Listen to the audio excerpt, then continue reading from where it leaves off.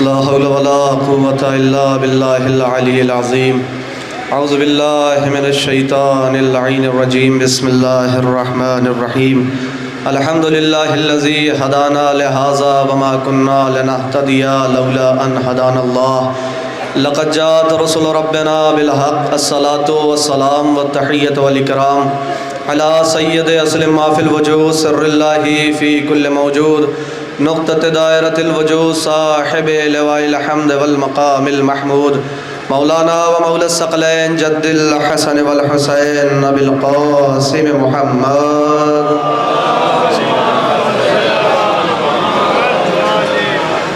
وعلى أهل بيته الطيبين الطاهرين المعصومين المظلومين ولعنة الله على أعدائهم أجمعين. أما بعد فقد قال الله تبارك وتعالى في حديث القدسي بسم الله الرحمن الرحيم ولاية علي بن أبي طالب حسني فمن دخل حسني فأمن من عذابي. صلوات پڑھیں محمد وآل محمد.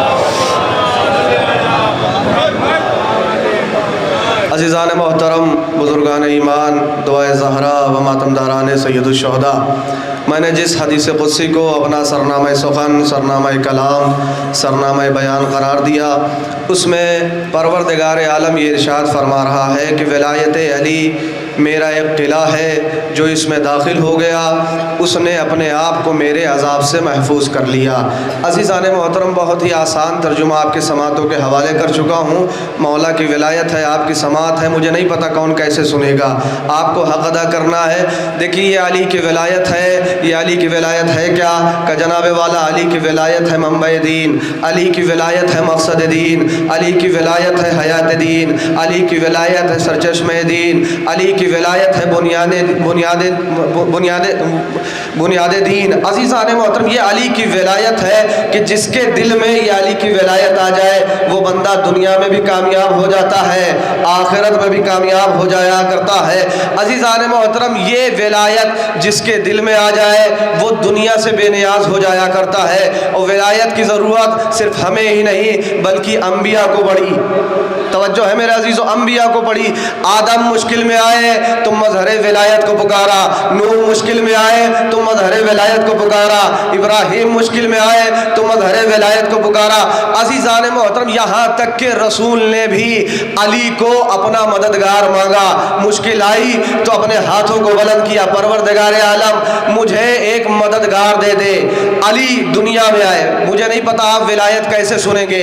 عزیزان محترم، ہوا کیا کہ جب علی دنیا میں آئے رسول نے دعا مانگی، دعا قبول ہوئی، دنیا میں علی آئے. اب رسول کے ساتھ تبلیغ دین کے لیے علی بھی جایا کرتے تھے. اسلام کو عام کرنے کے لیے، شریعت کو عام کرنے کے لیے جب رسول جاتے تو ساتھ میں علی بھی جاتے. تو عزیزان محترم، مرحلہ یہاں تک پہنچا کہ مشرکین مکہ نے ایک حربے کا استعمال کیا. کہ وہ حربہ کیا تھا؟ مشرکین مکہ یہ چاہ رہے تھے کہ اسلام ختم ہو جائے، شریعت مٹ جائے اور تمام کے تمام قوانین جو ہے اسلام کے وہ ختم ہو جائے، ہمارے بتوں کی پوجا کی جائے، ہمارے خداؤں کی پرستش کی جائے. مگر ہوا کیا؟ تمام کے تمام مشرکوں نے چاہا، مشرکین مکہ نے ایک حربہ کا استعمال کیا. وہ حربہ کیا تھا؟ کہ رسول کا قتل بھی ہو جائے اور ہم بری الذمہ بھی ہو جائے. وہ حربہ تھا کیا؟ کہ مشرکین مکہ نے اپنے تمام بچوں کو بلایا، بلانے کے بعد تمام بچوں کے ہاتھوں میں پتھروں کو دیا کہ جب رسول تبلیغ دین کے لیے نکلے تو ان پہ اتنے پتھر برساؤ کہ وہ دنیا سے رخصت ہو جائے.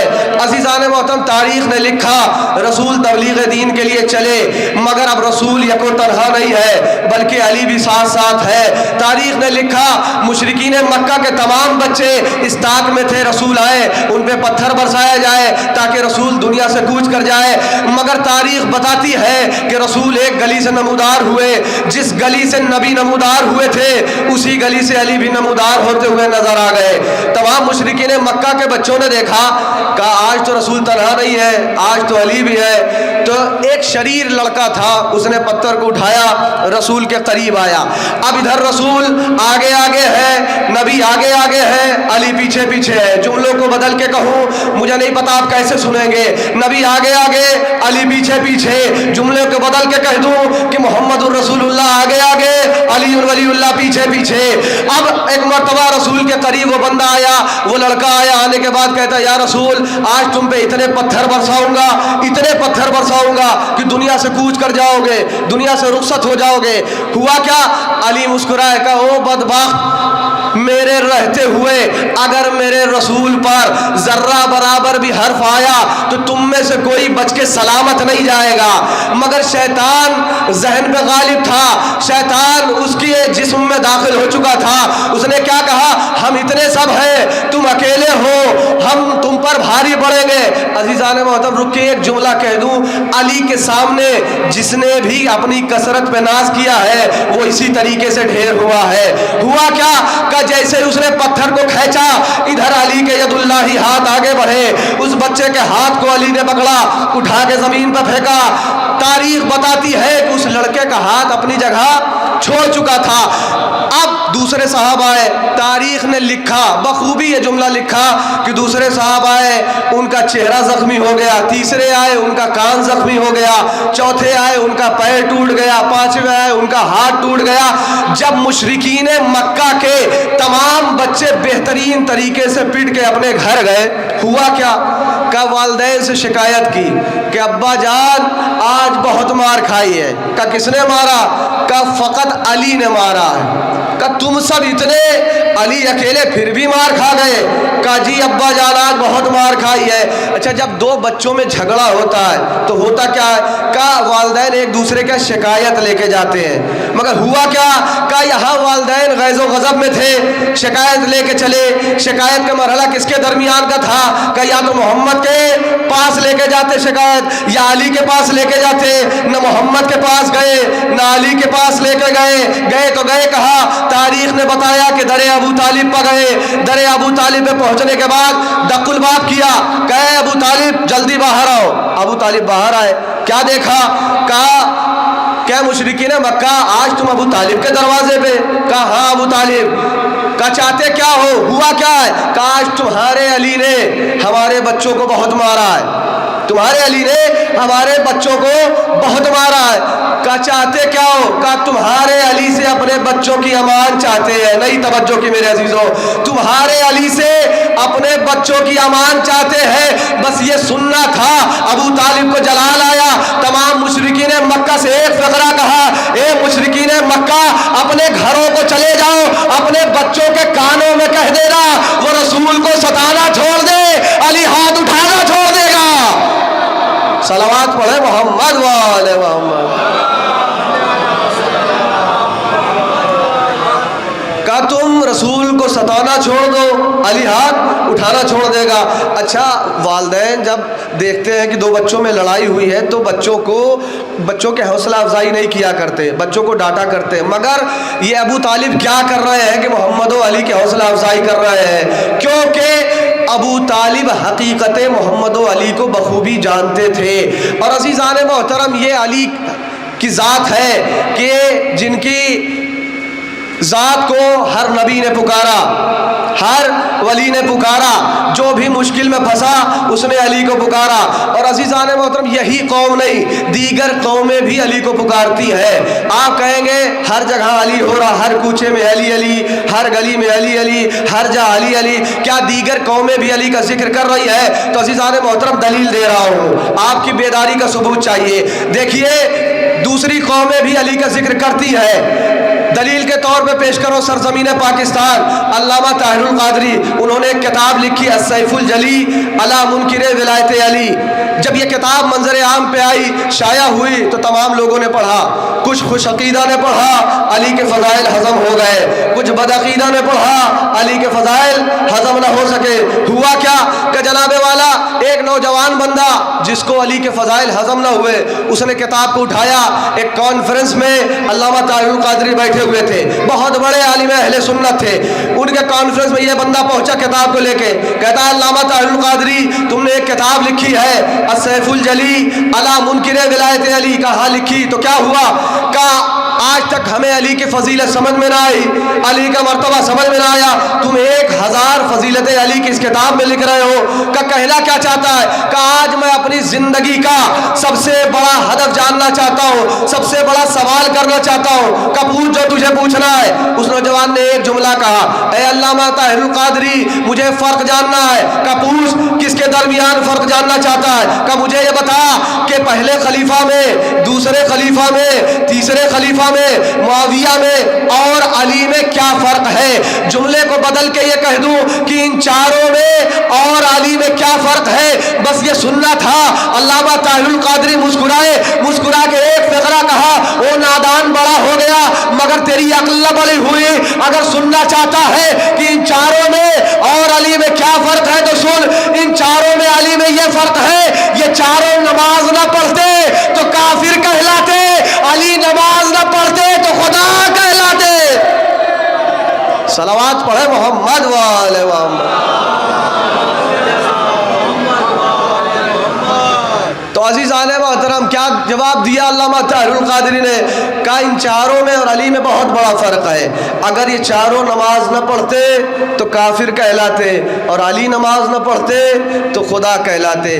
تو عزیزان محترم یہ علی ہے کہ جن کی ذات کو ہر ذات نے پکارا ہے, ہر مشکل میں پھنسے ہوئے انسان نے پکارا ہے. اور عزیزان محترم بارہا رسول علی کے متعلق حدیثیں بیان کرتے تھے, علی کے کمالات بیان کرتے تھے, علی کا قصیدہ پڑھا کرتے تھے, علی کی ثنا کیا کرتے تھے. لوگوں کو بڑا گرا گزرتا تھا, آپ بس علی کا ذکر کرتے ہیں, علی کے کمالات بیان کرتے ہیں, علی کی ثنا بیان کرتے ہیں. تو رسول نے کہا جب پروردگار خود ہی وحی میں علی علی کر رہا ہو تو میں کیوں کر علی کی فضیلت نہ بیان کروں, علی کی ثنا نہ بیان کروں. اور عزیزان محترم دیکھیے علی علی کہنے کی عادت ہماری زبان پہ ہونی چاہیے, یہ لازم ہے, ضروری ہے, اوجب ہے. اگر زبان پہ بارہا علی علی آتا رہا تو دنیا بھی کامیاب ہے اور آخرت بھی کامیاب ہے. فضائل کی آخری کڑی آپ کے سماعتوں کے حوالے, مجھے نہیں پتا آپ کیسے سنیں گے, آپ کی تھکن کا مجھے مکمل احساس ہے. عزیزان محترم رسول کائنات اپنے تمام صحابیوں کے ساتھ جا رہے تھے. سنیے نام علی کا زبان پہ ہونا کتنا مفید ہے, کتنا فائدہ مند ہے. رسول جا رہے تھے صحابیوں کے ساتھ, ایک لقودق صحرا میں پہنچے. تمام صحابیوں نے دیکھا کہ صحرا میں ایک قبر ہے. تمام صحابیوں نے کہا یا رسول اللہ ہم نے سنا ہے روز قیامت مردے زندہ کیے جائیں گے. کہا بے شک. کہا یا رسول اللہ اگر اس مردے کو زندہ کر دیتے تو ایمان میں اضافہ ہو جاتا, یقین میں اضافہ ہو جاتا اور ذرا لطف بھی آ جاتا. کہا ٹھیک ہے تمہاری خواہش کو پورا کر دیتا ہوں. رسول نے ٹھوکر ماری, بندہ کھڑا ہو گیا. بندے کا کھڑا ہونا تھا.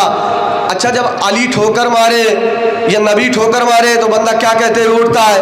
کہ یا نبی نبی کہتے ہوئے اٹھتا ہے, یا علی علی کہتے ہوئے اٹھتا ہے, یا خدا خدا کہتے ہوئے اٹھتا ہے. مگر یہاں کیا ہوا کہ رسول نے ٹھوکر ماری, بندہ باحیات ہو گیا, کھڑا ہوا.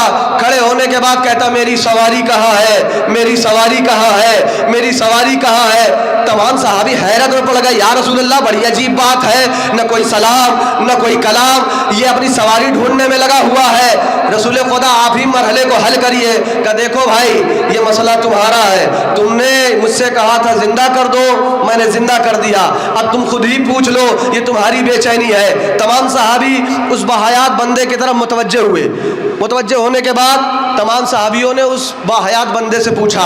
دیکھیں ذہن میں بات رہے, ذکر علی کا زبان پہ رہنا کتنا مفید ہوتا ہے. سنیے ہوا کیا کہ تمام صحابیوں نے اس باحیات بندے سے پوچھا کہ بھائی یہ بتاؤ تمہارے ساتھ اس صحرا میں کیا سانحہ گزرا, کیا واقعہ گزرا. اس نے کہا میں اسی لقودق صحرا سے اپنے اونٹ کے ساتھ جا رہا تھا, میری شدت پیاس اتنی بلند ہوئی کہ میں تلاش آب میں چلا گیا. تھوڑی دیر بعد میں آیا, مجھے پانی نہ ملا. میں نے آ کے جو دیکھا تو میرا اونٹ اپنی جگہ سے جا چکا تھا. میں حیرت میں پڑ گیا, میری زندگی کا کل سرمایہ بس یہی ایک اونٹ تھا. جب مجھے اونٹ نہ ملا تو میں اسی لقودق صحرا میں بارہا کہتا گیا میرا اونٹ کہاں ہے، میرا اونٹ کہاں ہے، میری سواری کہاں ہے۔ ایک طرف فراق اونٹ تھا، ایک طرف شدت پیاس تھی، ناگہاں میری موت ہو گئی۔ یہی کہتے کہتے میں مر گیا، بس یہ کہنا تھا۔ تمام صحابی رسول کی طرف متوجہ ہوئے، یا رسول اللہ آج سمجھ میں آیا، جو کہتے ہوئے مریں گے وہی کہتے ہوئے اٹھائے جائیں گے۔ یہی تو کہنا چاہتا ہوں، علی علی کہنے کی عادت ڈال لو۔ علی علی کہتے مرو گے تو علی علی کہتے اٹھائے جاؤ گے۔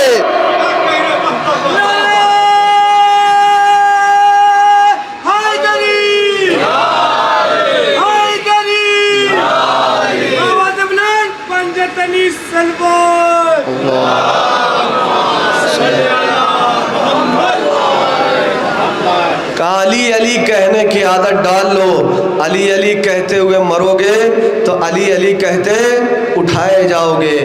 تو لہٰذا ضروری ہے ذکر علی کا زبان پہ ہونا۔ اور عزیزان محترم یہی ذات علی ہے اور ولایت علی ہے کہ جس کے سبب کربلا رونما ہوئی۔ آپ دیکھیے ولایت علی کے لیے مظلوم کربلا نے اپنا بھرا گھر لٹا دیا۔ مدینے میں جب مولا حسین کو پتہ چلا کہ مجھے مدینے میں نہیں رہنے دیا جائے گا، مولا نے اپنا مقصد بیان کیا۔ عزادارو ہم نے تمام مصائب سنے، ابھی نوحے میں سماعت کیا، جناب سکینہ کے مصائب، جناب زینب کے مصائب، جناب سید سجاد کے مصائب، مگر عزادارو مقصد حسینی تھا کیا؟ چند جملے سن لیجئے انشاءاللہ ربط مصائب۔ مظلوم کربلا کا جو مدینے میں پتہ چلا کہ مجھے نہیں رہنے دیا جائے گا تو محمد حنفیہ کو مظلوم کربلا نے بلایا۔ بلانے کے بعد کہا محمد حنفیہ کرتاس و قلم کو سنبھالو، میں اپنا مقصد بیان کرنا چاہتا ہوں۔ مظلوم کربلا نے بیان کرنا شروع کیا، اے محمد حنفیہ لکھو، انی لم اخرج اشر ولا بترا ولا مفسد ولا ظالما۔ اے محمد حنفیہ میں ظلم و بربریت پھیلانے کے لیے نہیں جا رہا ہوں، میں فساد برپا کرنے کے لیے نہیں جا رہا ہوں، میرا مقصد لکھو، اريد ان امر بالمعروف وانهى عن المنکر، میں امر بالمعروف و نہی عن المنکر کرنے جا رہا ہوں۔ جملے کو بدل کے یوں کہہ دوں کہ اچھائیوں کو عام کرنے جا رہا ہوں، برائیوں کو روکنے جا رہا ہوں۔ اس کے بعد تمام مقصد، تمام انٹینشن مظلوم کربلا نے بیان کی، پورا خطبہ ہے مولا حسین کا۔ پھر کیا کہا، اے محمد حنفیہ جو تمام مقاصد، تمام مقصد میں بیان کر رہا ہوں، یہ کس کا راستہ ہے، یہ کس کی سیرت ہے، یہ کس کا طریقہ ہے؟ مولا نے کہا محمد حنفیہ لکھو، اسیرو بسیرت جدی وابی علی ابن ابی طالب، یہ کسی اور کا راستہ نہیں ہے بلکہ میرے جد رسول عربی کا راستہ ہے، میرے بابا علی مرتضیٰ کا راستہ ہے۔ خطبے کا آخری جملہ مولا نے کیا کہا، انما خرجت لطلب الاصلاح فی امت جدی، میں اس لیے خروج کر رہا ہوں تاکہ امت محمدی کی اصلاح ہو سکے۔ عزاداران مظلوم کربلا نے اصلاح محمدی کے لیے اپنا بھرا گھر لٹا دیا۔ کبھی اکبر کا سینہ پیش کیا، کبھی عباس جیسے بھائی کے بازو پیش کیے، کبھی اصغر جیسے بیشیر کا ننھا سا گلا پیش کیا، صرف امت محمدی کی اصلاح کے لیے۔ عزاداران مظلوم کربلا آپ سب فرش عزائے حسین پہ اکٹھا ہو گئے تاکہ ایک مظلومہ ماں کو اس کے مظلوم لال کا پرسہ پیش کر سکے۔ عزاداروں میرے سینے میں اتنی سکت نہیں ہے کہ میں مصائب پڑھ سکوں، مصائب پڑھنے کا نام نہیں ہے، مصائب احساس کا نام ہے۔ اگر احساس کر لیا تو انشاءاللہ حق گریہ ادا ہوگا۔ زہرا کے لال نے اس امت کی بقا کے لیے اپنا بھرا گھر لٹا دیا۔ عزاداروں اگر ہم نہ حق گریہ ادا کریں گے تو کون کرے گا؟ اور آپ سب کو پتا ہے کہ اس فرش عزائے حسین پہ کوئی آئے نہ آئے، حسین کی غریب ماں ہے، اپنا ٹوٹا ہوا پہلو لے کر ہر عزادار کے قریب جا کے کہتی ہے، اے میرے لال کے عزادار، میرے لال کے زخموں کو مرہم دے دو۔ عزادار اس بی بی کو شرمندہ نہ کرنا، اور یہی بی بی ہاتھوں کو بلند کر کے کہتی ہے، اے پروردگار جب تک میرے لال حسین کے عزادار جنت میں نہیں جائیں گے تب تک یہ زہرا جنت میں نہیں جائے گی۔ عزادارو یہ بی بی ہمارے درمیان نذرانہ لینے آئی ہے، اس بی بی کو شرمندہ نہ کرنا۔ عزادارو مصائب سننے کے لیے آئے ہو۔ عزادارو کربلا کے میدان میں دو عظیم شخصیتیں تھیں، دو کمسن شخصیتیں تھیں جن پہ بڑے مظالم ڈھائے گئے، جن کی عمر کم تھی، مصائب زیادہ تھے۔ ایک حسین کا بیشیر اصغر، دوسرا حسین کی لاڈلی سکینہ۔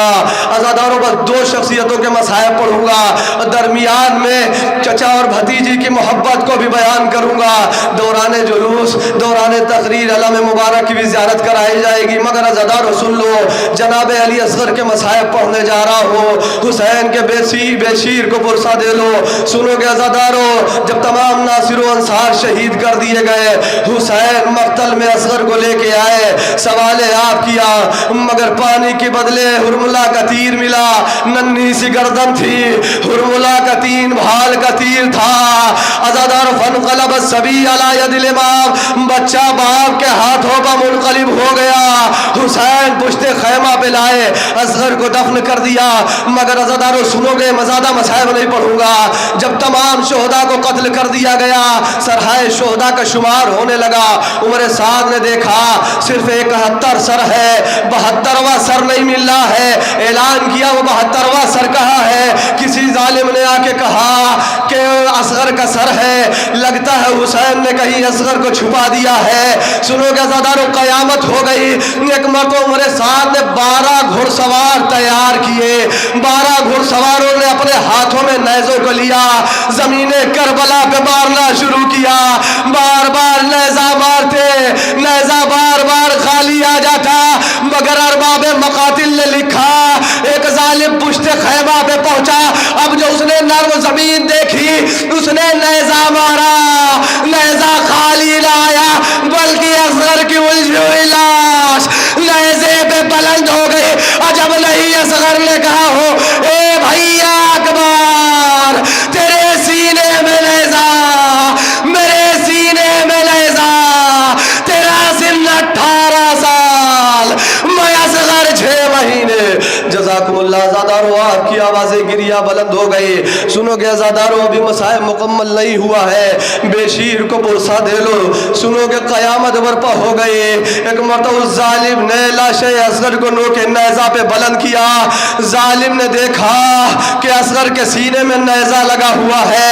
मलऊन ने लाशे असगर को नेज़े से निकाला, निकाल के ज़मीन पर फेंका। जैसे ही ज़मीन पे फेंकना था, अरबाब मकातिल ने लिखा, इसने एक हाथ से नेज़ा फेंका, घोड़े से जमीन पे उतरा, अपना दाहिना घुटना असगर के सीने पे रखा, दाहिने हाथ से गर्दन फंसाई, बाएं हाथ से तलवार, असगर का नन्हा गला, शिमर का खंजर, माने मंजर देखा, ए मेरे लाल असगर। जज़ाकुमुल्लाह। आज़ादारों, खुदा कोई गम न दे सिवाय मजलूम करबला के। सुनोगे आज़ादारों, गाजी अब्बास का आलम आने वाला है। सुनोगे आज़ादारों, गाजी बहुत बड़ी ठारस का नाम था। आपने बेशीर के मसाइब सुन लीजिए, चचा भतीजे के मसाइब को समाअत कर लीजिए और गाजी अब्बास के अलम का इस्तकबाल कर लीजिएगा। सुनोगे आज़ादारों, एक मरतबा शहजादी ने जब सुना कि अब्बास मक्तल में जा रहा है, तमाम बीबियों के इकट्ठा किया। इकट्ठा करने के बाद जनाबे ज़ैनब ने तमाम बीबियों से कहे, बीबियों, तुम्हारी चादरों की मुहाफ़िज़ी का मैंने ज़मानत ली थी, मगर मैं अपने वादे को वापस लेती हूँ। मैंने सुना मेरा भैया मक्तल में जा रहा है। अरे जब से कोई मक्तल में गया है, वापस लौट कर नहीं आया है, बस ये सुनना था। बीबियों में कोहराम बर्पा हो गया। वह हिजाबा, वह अब्बासा की सदाएं बुलंद हो गई। अज़ादारों, जब शाम गरीबा का वक्त आया है ना, तो जिम्र बयान करता है कि मैंने देखा कि ख़याम में आग लगा दी गई। अज़ादारों, अब्बास बहुत बड़ी ढारस का नाम था। सुनना, इसी जुमले पे आलम आने वाला है। शिमर कहता है, मैंने देखा कि खैमे से एक बच्ची बरामद हुई जिसके दामन में आग लगी हुई थी। मैं उस बच्ची के करीब गया। जाने के बाद एक फ़िक्रा का, ये बच्ची तू कौन है? उस बच्ची ने एक फ़िक्रा का, मैं हुसैन की यतीमा, मैं हुसैन की सकीना।